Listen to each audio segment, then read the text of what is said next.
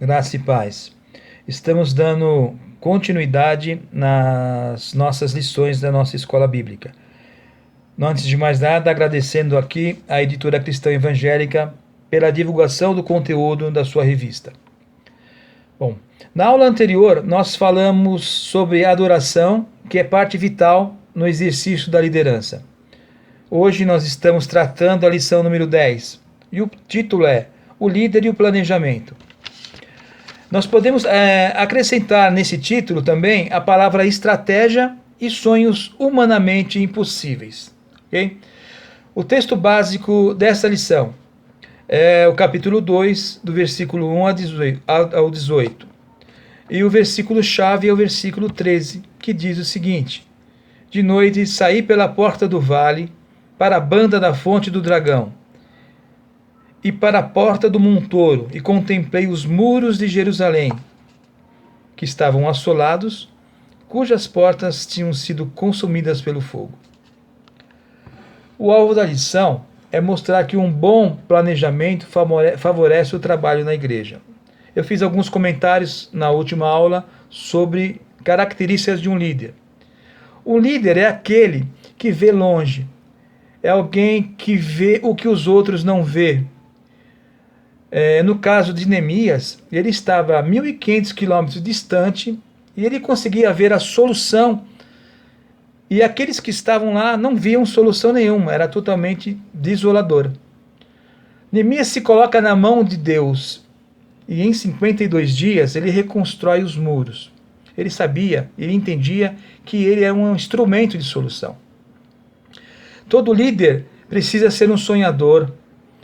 Ele precisa visualizar todo o processo, ele sabe dos riscos e tem a certeza de que em Deus tudo pode. O número 1 da nossa revistinha está lá como um subtítulo: Planejar envolve enfrentar o impossível. Ele esteve em oração e tinha fé em seus clamores, que a resposta viria. E disse-me o rei: Quem me pedes agora? Então orei ao Deus dos céus. E agora? Como agir? O que falar? Naquele momento ele faz uma oração muito rápida e suas súplicas são respondidas. Porque Deus já havia preparado ele para aquele momento. E ele se coloca para fazer a obra. Eu acho que se é no nosso caso, se uma pergunta dessa vem, por exemplo, de um diretor da nossa empresa, a gente com certeza ia titubear. Mas ele tinha certeza, ele faz aquela oração interna e a resposta para ele vem. 2. Planejar envolve prever as necessidades. Ele não era apenas só um copeiro. Ele tinha outros atributos. Ele era um homem que tinha intimidade com Deus. Antecipando-se às necessidades, Neemias precisava do quê? Ele precisava de algumas credenciais. Então, primeiro, ele pede lá cartas para os governadores e permissão para transitar. Ele ia passar por toda aquela região do Eufrates e não podia estar com as mãos vazias, que a qualquer momento ele podia ser barrado. Então ele já tinha essa credencial, essa carta do rei. No 2, carta para Asaf, guarda das matas para material para o trabalho. Ele precisava da madeira, e a madeira estava onde? Nessas matas. 3, oficiais do exército, a segurança e credenciamento. Ele estava levando material para reconstrução e com certeza riquezas, algum recurso financeiro, e não poderia atravessar toda aquela distância, mais ou menos 1.500 quilômetros. Então ele tinha que ter essa segurança. Neemias tinha idealizado todo esse projeto com detalhes de cada etapa. Tudo aquilo que ele previa, tudo aquilo que poderia acontecer, e já tinha tudo isso na sua mente, na sua cabeça. E a certeza que Deus estava com ele nessa empreitada. Por isso que ele já pede e antecipa, sabendo de todas as coisas que poderiam estar ali, ele poderia ter no seu caminho. Nesse Você perceba que nós, do versículo 7, 10, nós vamos para o item 3, ele já vai para o item, versículo 11. Nós temos uma lacuna aí. Não se comenta o versículo número 10. Eu coloquei aqui a título só de entendimento. No versículo 10, existe ali a ação do inimigo, né? Aqueles mesmos inimigos que tem na Esdra, que a gente vai ver agora em Neemias, ele também tinha a mesma situação, inimigos. E lá no versículo 10 diz o seguinte: Sambalate e o Horonita e Tobias, o oficial amonita, ficaram muito irritados quando que alguém estava interessado no bem dos israelitas. A opressão, o contrário, né, acontecia através da ação desses inimigos de Israel. Esses eram aqueles samaritanos, aquelas pessoas de outras tribos que não queriam que Israel se levantasse novamente. Eu coloquei só para título de observação do salto que nós fazemos do versículo 9 para o versículo 11. Então eu coloquei o versículo 12 para ilustrar um pouco essa história. 3. Planejar envolve fazer um levantamento cauteloso da situação.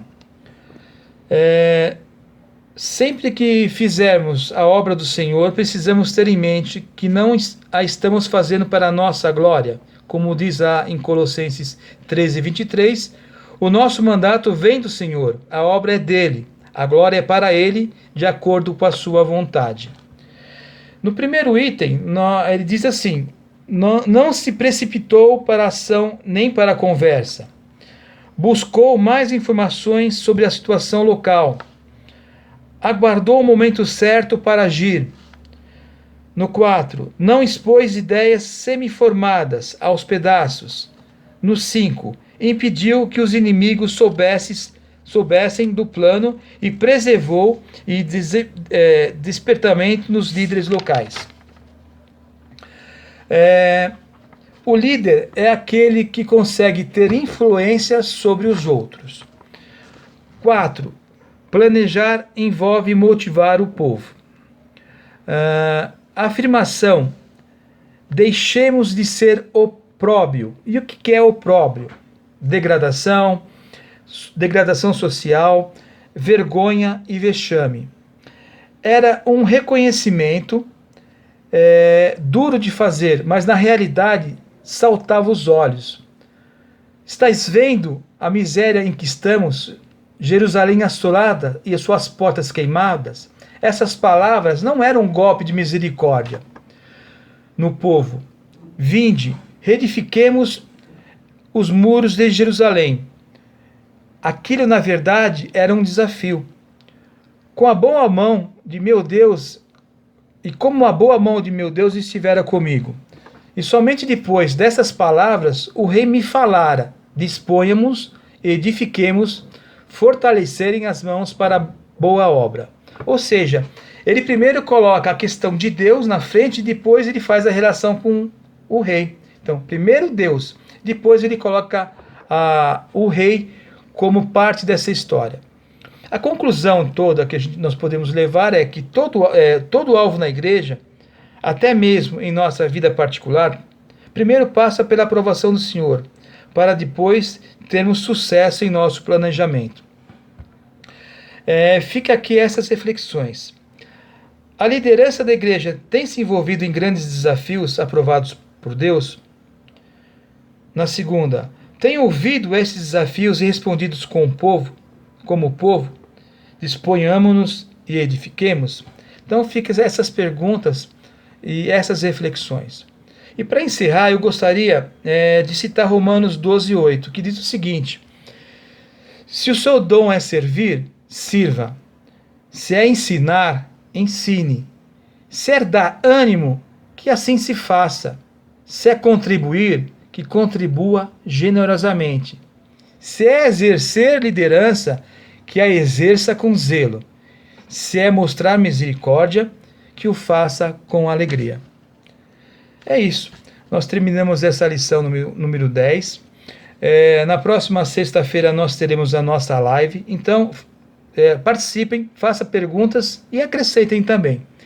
Então nós aguardamos vocês até sexta-feira. Muito obrigado.